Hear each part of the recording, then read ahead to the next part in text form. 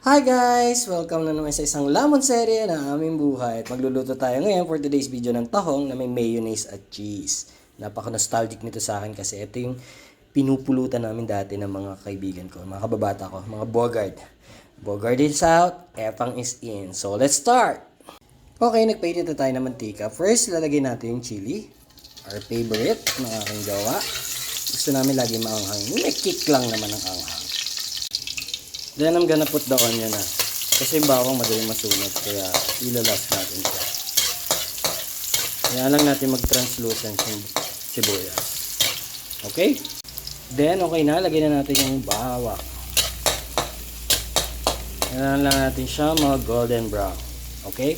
And golden brown na kaya lalagay natin ang mga cheese. Quick melt dapat kasi ang nilalagay dahil wala akong mabili. Pwede na yan.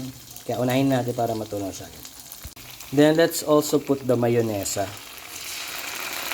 Yeah, kahit anong brand, all-purpose dressing. Try nyo tong kulina ng galing sa Dali, masarap siya. In fairness, hindi papahuli sa mga branded. Yan, mekos-mekos lang natin. Antayin natin medyo matunaw-tunaw yung cheese. Then, we're gonna put the mussels. The tahong ni Carla. Okay, ready na natin ilagay ang mga tahong.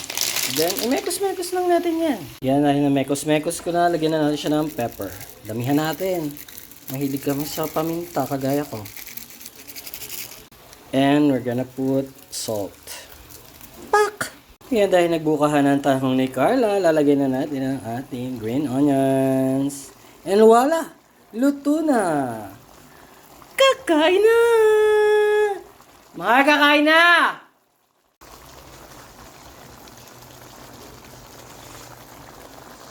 Ito guys, kung nalalasahan nyo lang siya in person, masarap siya. Nakakamiss. Kain na! Thank you for watching!